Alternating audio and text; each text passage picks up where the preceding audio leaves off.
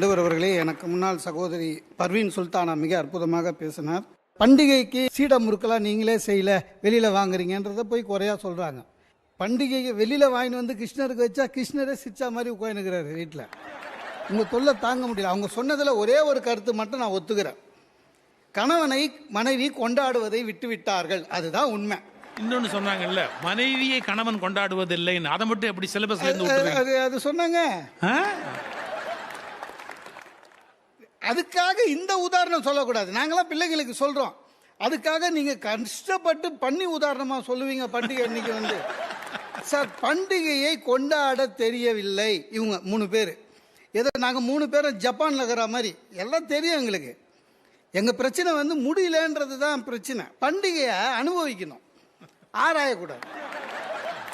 எங்க அணில அற்புதமா சொன்னாங்க, பண்டிகையை கொண்டாட முடியவில்லை. அது ப்ராக்டிக்கலாக சில பேருக்கு முடியாதுங்க. இப்போ கவர்மெண்ட் ஆஃபீஸ்காரனுக்கு கவலை இல்லை, கம்பெனியில் வேலை செய்கிறவங்களுக்கு கவலை இல்லை.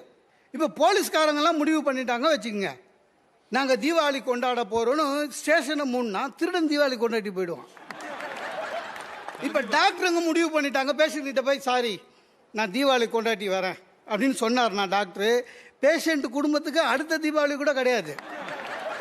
இவ்வளோ சொல்கிறீங்களே, நம்ம நடுவர் எந்த பண்டிகையும் அவர் வீட்டில் இருந்து கொண்டாடினதில்லை. அன்னைக்கு தான் கோயிலில் சிறப்பு சொற்பொழிவில் இருப்பார். ஆக பண்டிகை தெரியவில்லைன்னு சொல்லாதீங்க, முடியவில்லை, அதான் உண்மை. சார் முடியல சார், விற்கிற விலைவாசியில் தீபாவளி வருது, நானே வாய் திறந்து ஏன்னா போனஸ் பற்றி ஒன்றும் பேசலை ஆஃபீஸில். நானே ஜிஎம் கிட்ட கேட்டேன், சார் போனஸ்ன்னு. கொரோனாக்கு அப்புறம் கொடுக்குற சம்பளமே உனக்கு போனஸ் ஓடு அப்படின்னா. ஒன்றும் இல்லைங்க, எல்லாம் தெரியும், ப்ராக்டிக்கலாக முடியாது. இது காலகட்டம் அந்த மாதிரி. ஃப்ளாட்டில் இருக்கும், தெரியாதனமா என்ன பண்ணிட்டாங்க, ஃப்ளாட்லேருந்து வெளியில் 4 படிக்கட்டு அகல் விளக்கு ஏற்றினேன். ஃப்ளாட்டு செக்ரட்டரி வந்துட்டான், அசோசியேஷன் செக்ரட்டரி, இந்தா எல்லாம் இது பப்ளிக் ஏரியா, இங்கெல்லாம் ஏற்றக்கூடாது, உள்ளே ஏற்றுமோ அப்படின்னா. நான் சொன்னேன் கார்த்திகை தீபம்னு. ஆமாய்யா, பப்ளிக் ஏரியாவில் நீ ஏற்றுவ, மேலே ஃப்ளாட்டில் ஒரு முஸ்லீம் இருக்கார், அவர் பக்ரீத்துக்கு இங்கே தான் குர்பானி கொடுக்குறேன்னு. இதெல்லாம் ஒன்றும் கிடையாது, பப்ளிக் ஏரியாவில் யூ ஆர் நாட் அலவுடுனா. அப்போ கையை கட்டி போட்ட மாதிரி ஆயிடுச்சு. அதான உண்மை. பிள்ளையார் சதுர்த்தி எப்படி கொண்டாடு எல்லாம் தெரியுங்க. மண்ணில் பிள்ளையார் வாங்கணும், வாங்கி பூஜை பண்ணி 3 நாள் வச்சுருந்து கடற்கரையில் எடுத்து போய் கரைக்கணும், தெரியும். முடியல, ஒய்ஃப் ஒத்துக்க மாட்டா. ஒவ்வொரு வருஷமும் இது ஒரு பெரிய தொல்லை உங்களுக்கு. பேசாமல் பிளாஸ்டர் ஆஃப் பேரிஸில் அழகாக கலரில் ஒரு பிள்ளையார் வாங்கினுவா, கும்பிட்டுட்டு பரணையில் வச்சிடலாம், அடுத்த வருஷம் துவச்சி கும்பிடலான்னா. நான் இல்லை இது மாதிரி தான், இதுதான் சரியானது அப்படின்னு வச்சு பீச்சுக்கு எடுத்துமே கரைச்சிட்டு வந்தேன். அன்னைக்கு கேட்டான், எங்கே போயிட்டு வரீங்கன்னா, பிள்ளையாரை கரைச்சிட்டு வந்தேன்னு. அவளுக்கு வந்து அவள் சொன்னதை நான் கேட்கலன்ற கோவம். பேசாமல் என்னையும் ஒரு கிணத்துல தள்ளிடுங்களேன்னா. நமக்கு ஆசை தான், ஆனால் அதுக்கு ஒரு நேரம் காலம் வரணும் இல்லையா. விட்டாச்சு. பண்டிகை இந்த மாதிரி ஆயிடுச்சு. நவராத்திரி பற்றி எல்லாம் பேசுகிறாங்க. சார் ஒன்றே ஒன்று சொல்கிறேன், உண்மையிலேயே நவராத்திரி கொண்டாட வேண்டும் என்று எல்லோருக்கும் ஆசை இருக்கிறது. ஆனால் வாடகை வீட்டில் இருந்து கஷ்டப்படுறவனுக்கு தான் அந்த அருமை தெரியும். கொண்டாடணும்னு விருப்பம் இருக்குங்க. 3 குழந்தை இருந்தாலே வாடகை வீடு கொடுக்க மாட்டான். நீங்கள் வண்டி ஃபுல்லாக பொம்மை எடுத்து போனீங்கன்னா சத்தியமாக கொடுக்க மாட்டான். அதுவும் இல்லாமல் இப்போல்லாம் பார்த்தீங்கன்னா, முன்னெல்லாம் ஒவ்வொரு வீட்டில் பரணை இருந்ததுங்க, பொம்மைலாம் மேலே எடுத்து வைக்கலாம். இப்போ பரணை கலாச்சாரமே போயிடுச்சு. எந்த ஃப்ளாட்லேயும் பரணை கிடையாது, ஷெல்ஃபு வச்சுருக்கான். பொம்மைங்களை வைக்கவே இடம் இல்லை. இப்போ நம்மள மாதிரி சொந்த வீட்டில் இருக்கிறவங்க கொஞ்சம் அட்ஜஸ்ட் பண்ணி வச்சா கூட ரொம்ப கஷ்டங்க, ப்ராக்டிக்கலாக முடியலங்க. அப்போல்லாம் மக்கள் ஆரோக்கியமாக இருந்தாங்க. இப்போ நம்ம எல்லாருமே பாவமாக இருக்கிறோம், பிபியும் சுகருமா.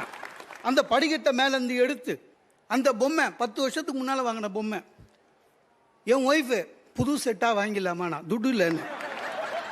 இல்லைங்க, பொம்மைக்கு கலர்லாம் போய் கேவலமாக இருக்கேன்னு நான் சொன்னேன். பெயிண்டாவது அடிக்கலாமா, நான் துட்டு இல்லைன்னு. சிக்கனமாக செய் அப்படின்னா. அசிங்கமாக இருக்கேன்னா நான் சொன்னேன், ஒன்றும் இல்லை, ஒரே ஒன்று பண்ணு, எல்லா பொம்மைக்கும் மாஸ்க் போட்டுரு, பெயிண்ட் தெரியாது, சரியா? யாராவது வந்தாலும் நம்மளே சொல்லலாம், கொரோனா விழிப்புணர்வு அப்படின்னு சொல்லிடலாம் அப்படின்னு. அதுக்கு அடுத்த பிரச்சனை என்ன தெரியுமாங்க, நம்ம என்ன பண்ண முடியுங்க, தசாவதார செட்டுன்னு ஒன்று வச்சுருக்கேன், 10 பொம்மை, சரியா?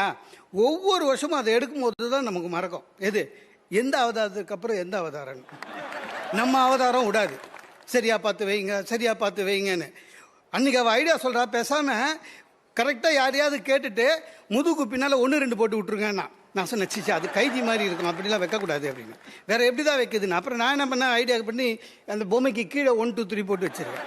சார் இப்போ கூட தெரியாதுங்க, பிள்ளையாருக்கு சரஸ்வதி லெஃப்டில் உட்காரணுமா ரைட்டில் உட்காரணுமா தெரியாது. ஃப்ரெண்டுக்கு ஃபோன் பண்ணி, டேய் சரஸ்வதி பிள்ளையாருக்கு லெஃப்டா ரைட்டான்னு, எங்கே வச்சாலும் அவங்க கோச்சிக்க மாட்டாங்க, நீ ஃபோன் ரைட்டா, நான் ஐபிஎல் கிரிக்கெட் பார்த்துன்னுக்கிறேன்னா முடிஞ்சு போச்சு. நம்ம என்னங்க பண்ண முடியும்? இதெல்லாம் விட கஷ்டம் என்னென்னா, ப்ராக்டிக்கலாக முடியாது. ஆஃபீஸில் பர்மிஷன் தர மாட்டான். எங்கள் ஆஃபீஸில் வந்து ஒரு மாதத்துக்கு 1 ஹவர் தாங்க பர்மிஷன் எடுக்க முடியும். ஆஃபீஸில் பர்மிஷன் தர மாட்டான். நான் மேனேஜர்கிட்ட கேட்டேன், சார் வீட்டில் நவராத்திரி, சரி அப்படின்னாரு. இந்த 9 நாளைக்கு 1 ஹவர் பர்மிஷன் கொடுத்தீங்கன்னா வீட்டுக்கு போயிடுவேன்னு. அதெல்லாம் லேடிஸ் ஃபங்க்ஷன், அதுக்கு என்னையா நீ? நான் என்னமோ மஞ்சள் நீராட்டு விழாவுக்கு பர்மிஷன் கேட்குற மாதிரி. இல்லை சார், நான் தான் வீட்டுக்கு போய் சுண்டல் போட்டு ஸ்டேப்லர் அடிக்கணும் அப்படின்னேன். இதெல்லாம் நல்லா செய், ஆஃபீஸில் வேலை செய்யாத அப்படின்னு திட்டினான். எல்லாமே தெரியும். காணும் பொங்கல் அக்கா சொன்னாங்க, தெரியும்.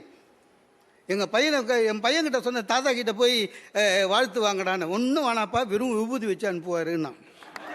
நான் எங்கள் அத்தை வீட்டுக்கு போனேங்க, எல்லாம் மாறி போச்சு. அதான் உண்மை. போகிறதுக்கே பிடிக்க மாட்டேது. எங்கள் அத்தை வீட்டுக்கு போனேன், வான்னு சொன்னாங்க, ஆசீர்வாதம் வாங்கினேன், ஏதோ கொடுப்பாங்கன்னு பார்த்தா ஒன்றும் கொடுக்கல. க்ரீன் டீ கொடுத்தாங்க. இந்த விருந்தாளிக்கு க்ரீன் டீ கொடுக்குறவனை ஜெயிலில் போனோம் சார். அது என்னதுங்க, வெறும் சுடு தண்ணி. அதாவது இன்னொரு வாட்டி வரமாட்டான்றதுல முடிவோடு குடிச்சிட்டு வரேன். போகும்போது கேட்டை மூடிட்டு போ மோகன், கண்ட நாய் உள்ளே வருதுன்னாங்க. ஸோ அடுத்த பண்டிகைக்கு போகவும் முடியாது. எல்லாம் எங்களுக்கு தெரியும். பொங்கல்னால் எப்படி கொண்டாடணும், போகினா எப்படி கொண்டாடணும் தெரியும், மாட்டு பொங்கல் எப்படி கொண்டாடணும் தெரியும், ஜல்லிக்கட்டு, மாடு பிடிக்கிறது. நானும் நடுவரும் ஒரு வாட்டி அந்த மாதிரி கொண்டாடி இருப்பீங்கன்னு நினைக்கிறீங்க? அதெல்லாம் முடியாது. எல்லாம் வேடிக்கை பார்க்கறது தான். ஆக பண்டிகைகள் கொண்டாட தெரியும், எப்படி பண்பாடு எல்லாம் தெரியும். என்னன்னா ப்ராக்டிக்கலாக இப்போ முடியல, அவ்வளோதான். பண்டிகைகளை கொண்டாடுகிறோம், ஆனால் இடம், பொருள், சூழலை பொறுத்து கொண்டாடி கொண்டு இருக்கிறோம். ஆகவே பண்டிகைகளை சிறப்பாக கொண்டாட தெரியும், ஆனால் இன்றைய காலகட்டத்தில் முடியவில்லை என்று கூறி நன்றி கூறி விடைபெறுகிறேன். நன்றி, வணக்கம்.